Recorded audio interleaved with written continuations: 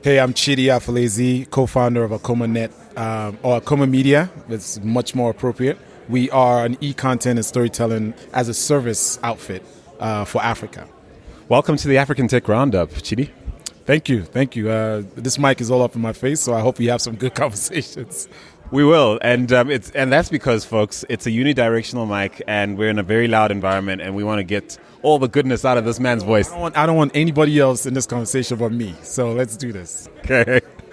All right, man. aKoma, man, you guys are partners at this year's Africa Tech Summit Kigali. But what does that mean? Why are you guys here? Why did this make sense for you? You guys are a creative bunch of people. I've been tracking your progress for a while. We're going to talk about that in a minute. But why does being here make sense? So, I spoke to Andrew about this. He, was looking to kind of bring some more variety, some more, as I like to say, to increase the metabolism of the conference. I like that. Yeah. So, he came to me and said, we want to talk about creativity. So it's not just tech and investment. It's also about the creatives, the stories, the narratives. You can have a tech guy that's doing some incredible things, but if the story is not told, then it's not told. And so that's why we're here. We wanted to introduce that creative element to kind of bring, again, increase the metabolism, but also bring some energy into the conversation. Not just have tech panels, but also have creative panels. So that's why we're here. And so let's talk about the role of creativity in the rise of Africa's emerging tech and innovation scene.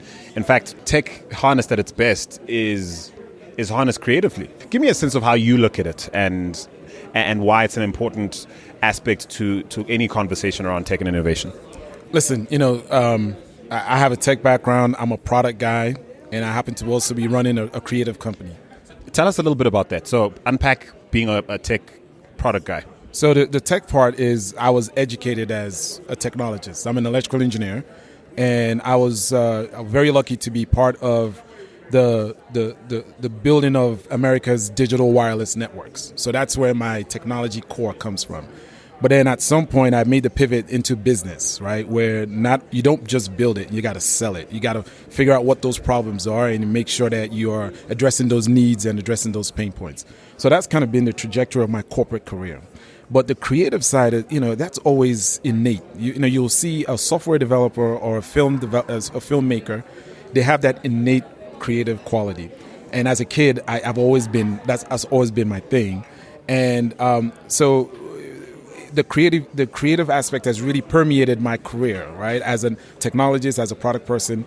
But then I've kind of come back full circle now, where I'm actually in what you would call the pure creative movie making or short form video making. That's actually more what we do, not movie making. I'm sorry. Photography, writing, fashion.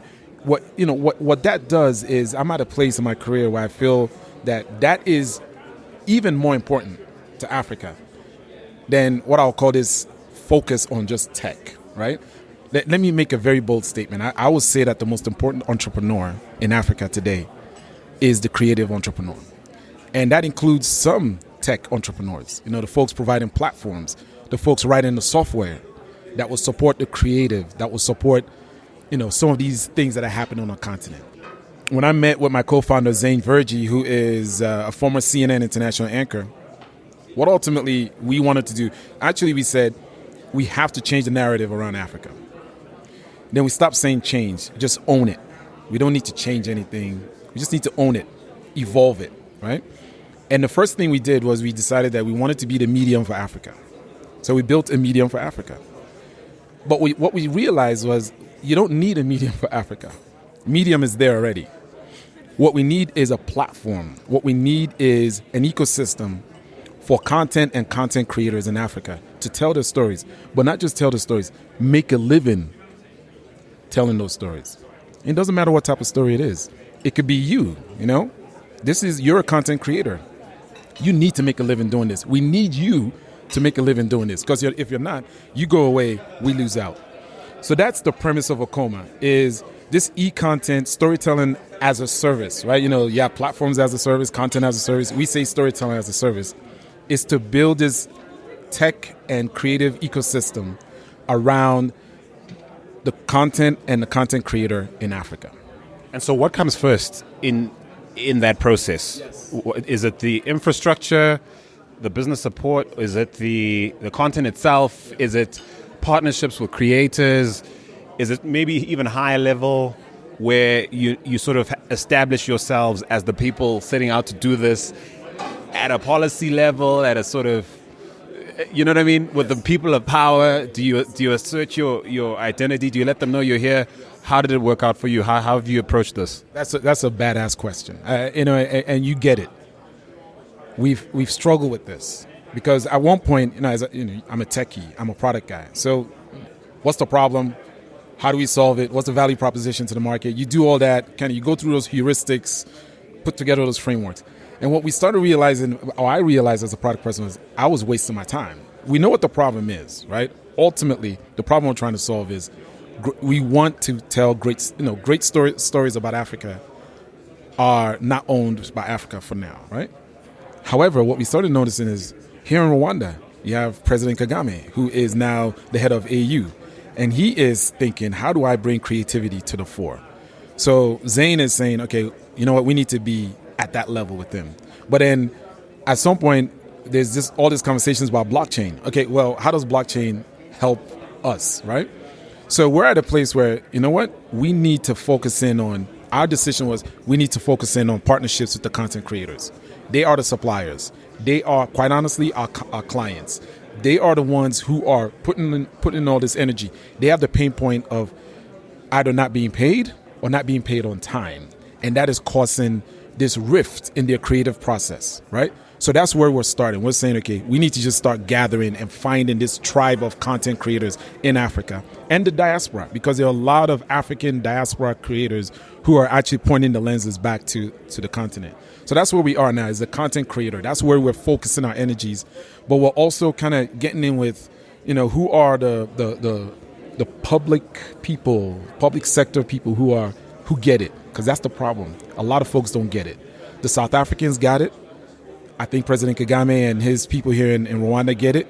You'll see, I know the Ethiopians are starting to talk. I was going to say the Ethiopians, I think, are starting to assert. The Ethiopians are very smart about this, but we're not seeing enough. We're not seeing enough. And even in South Africa, I don't think we are. Yeah, but, at least they have a written policy about it, right? Which is a great start. So the content creator, that's really our bloodline. They are the ones who sustain us, because every time we tell them what we're trying to do, they light up. And so that's where we're starting. The infrastructure will come. I actually do believe that the technology side of things could be quite easier to do. I mean, come on, man. This is the best time to want to build. You just go online, you just take different blocks, put them together, and you have a platform. So I'm not too concerned about that. It's the content creators that I want to get. And so what's the model? As a content creator or potential member of your tribe, what's the sell? What are you selling me in terms of like the nitty-gritties of the business? We've noticed that, content creators are not necessarily as interested in the back end of how they make money. Front end is, give me money, but there's a back end to it. And so when we talk about this tech platform, that's the part that I am very focused in on, is how do you build a marketplace, right, that facilitates the back and forth? There is that medium between the buyer and the seller being the content creator. How do we make sure that transactions are happening, that the money is there? You don't tell me, oh, you know what, just do this thing for me and I'll pay you later. No, it's do this thing for me and here's evidence that I'll pay you. I think that brings a lot of confidence to the content creator. Yeah, so it's almost like the contractual process, I guess. Contractual process. And, for instance, we have 32 fellows in 4 countries. They are content creators. We have a fellowship program. And the other day I did a thing where, how do you determine your rate card? What's your daily rate or your hourly rate? Man, all 32 were looking at me like, what are you talking about? I thought I just quote a price. I said, no, you at least know what your baseline price is, and then you can go up and down. You can attenuate up or attenuate down based on who you're talking to. Those are the simple things that a platform like this will help you do, right? It's not only, okay, these people find you, they hire you. There is maybe I have a basic contract that at very least protects you, and there's an escrow that says there's money in there. So you feel confident. You know, you're a creator. You know how it can be when you're creating content. You're not even sure if you're going to get your money. Yeah, you're not sure whether to leave home today or to go rent the equipment. Yeah, you don't. The rent the equipment piece. And if for those tech folks and the founders who want to work with creators, you need to understand this. Whenever you hire them, they got to go rent equipment. So please don't trivialize why you need to pay them 50% up front or you need to pay them all up front, because this stuff is challenging. It's just as challenging as the work you guys are doing, you know, in your software shops and in your Standard Bank and Standard Chartered, whatever. It's just so that's the sell to the content creator. Is that what we do is we become your partner in making sure that the business side of things is taken care of, right? And that you find gigs and you get paid for gigs, and that there's a system that says this guy or this gal is really an awesome creator and knows what he or she is doing. Right. And so you personally, how do you spend your time in terms of, I suppose this is an evolving, this is a startup like any other, but how do you determine, you know, the best use of your time within the context of your startup? Listen, man, I wake up in the morning. I have gratitude to God that I'm alive. You know this. You know, you've talked to a lot of entrepreneurs. It's a hustle. You know, we're always looking for, you know, right now we're raising money because you can't do this without money. So let's bookmark that. So we'll come back to that. But what you're raising money? What's the money for? And what's the sell to the investor? This has actually been the hardest part.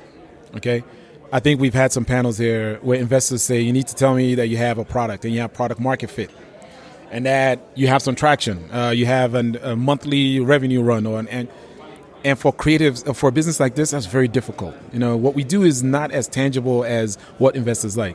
So the sell to investors has been that we are essentially, so you know Andile, right? Yep. So we've talked about how the same model where Andile is essentially kind of rising the African developer. That's what aKoma is doing. Do we know specifically exactly how that money is going to be made? There are different ways to make the money, but we do know that there's a model where the creative is also given that opportunity to rise and then be put in environments where they are creating and making money. So that's part of our sell, right? And then the marketplace itself, when you are a marketplace, is usually transaction fees that you can take from that. So that's essentially the problem that we are looking to solve. Is to essentially, when we talk to the investors, we say there's a problem here. That the creative business needs kind of an ecosystem, right? And we're putting it together, and we need help, not just financial, because you know you say investors. Sometimes people think it's just money. It's really that strategic, the policy help, just pointing us to the right people to make sure that we have the pieces to make that happen. But there's a business model. We're just trying to cobble it together. And I'm not shy about saying that. Sometimes people say you have to be specific. Quite honestly, it's kind of amorphous right now. It's part sort of talent marketplace, part ed tech play. You also have to sort of, as an investor, you'd have to be convinced of the impact that you guys are chasing. So this is an impact play too, right? You know, look, they're creatives all over. See all these guys with their cameras, and they've come up to me and said, "Look, man, we really like what you're doing."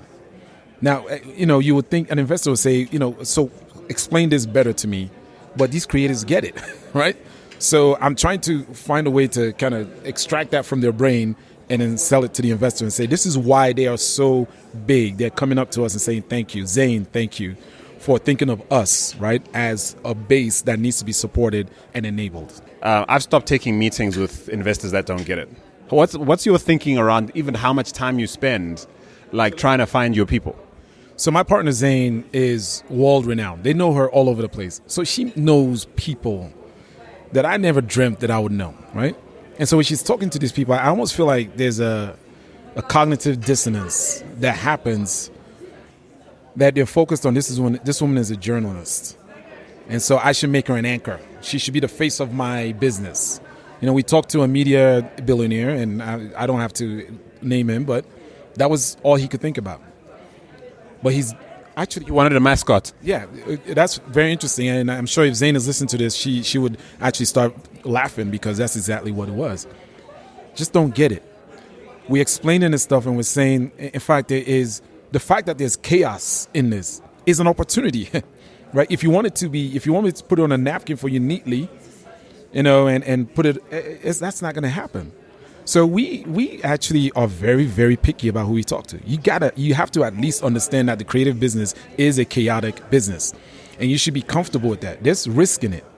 But as I said to the crowd yesterday, Disney and Pixar was having the same challenges until this guy, Steve Jobs, said, you know what?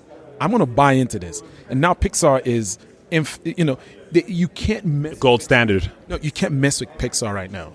If Pixar comes down and says, we're going to do a movie about the Africa Tech Summit, it's going to make $400 million, right?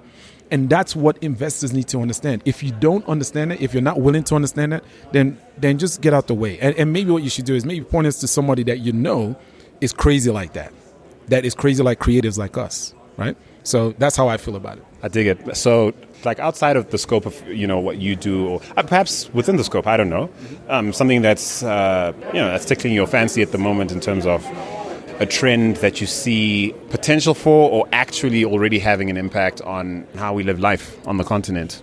In my environment, I've been seeing these young, digitally, socially savvy influencers that are starting to really present Africa in a way that people are like, wait a minute. I know tomorrow Black Panther comes out. Everybody wants to be from Wakanda. Everybody's going to start dressing up like they're from Wakanda. Man, there's some young people doing some really amazing things that are becoming really strong digital influencers that will become the superstars of Africa, like yourself. And that's kind. I say that because you're pointing a mic in my face. I say that because you're part of my tribe, right? And the trend is upward. I mean, the YouTube stars now are from Europe. They're from America. They're doing all these millions of views and, even on a podcast. But I see that trend of young, savvy, and good-looking. Don't ever trivialize the good-looking, because sometimes Africa, good-looking, sometimes they mythologize us, but they don't necessarily call us good-looking, right? And so I see these young people, they're doing things, they're telling stories, they are making us laugh, they're making us cry. They're essentially, the digital influencers here in Rwanda, you should see what they're doing with Kigali. You go to Ghana, I have a young woman, Mame, who is from Ghana. You should see what she's doing over there. That's what is exciting me, because these are the people we're going to be working with. These are the people we are actually going to be working for at some point. And so that excites me, because they are photographers, they are filmmakers, they are video makers, they are writers. And when they put all that stuff together, forget it. And I love how you frame that, because I think that sort of is full circle where we began, where it's like one of the literally life-changing happenings of the last 4 years for me was a podcast microphone that allowed me to plug straight into my laptop. I wasn't an Apple user at the time, and most of what was available in the price point I could afford to get going was basically Apple friendly, and you couldn't use on a non-Mac product. And I started podcasting the year the first decent sort of broadcast quality product in that space came out. And so that's why, like, oversimplification around like innovation and what it looks like and how it changes lives and how it ought to be harnessed meaningfully, like that's how it works around here. It's not, VR's next. It really isn't. It's. So let me tell you, when we were doing this creative panel or the creative session, the track, I didn't want to do VR. I don't want to talk about AI, like machine learning. That stuff is all cool. Even blockchain. And I'll be very honest. People talk about blockchain, I roll my eyes. I know it's going to be important to me. I'm learning, but that's not what I want to talk about. I want to talk about the folks behind the data, the people producing all this data that's being used and being crunched to say, Africa is doing this, or Africa is doing that. And those are the creators, right? The influencers. Those are the people. They're at the pulse. Yes, they are tangible. You can see them. You Google them, you see them. They are a product, okay? And so, and I hate to say they're a product, because I'm sure some of them will say, Chidi, don't ever say that again. No, I get it. I do. I totally get it. They're packaged. They are amazing. So that's what I'm talking about. When a European company or an American company comes and says, we're going to do innovation in Africa. Don't even put innovation anywhere. Just say, you know what, we're coming here to see what's going on. We just want to learn, right? We'll show you too. Yeah, we just want to learn. Build a learning culture about Africa, and Africa will teach you. And then you can take advantage of whatever you learn and go make some serious money.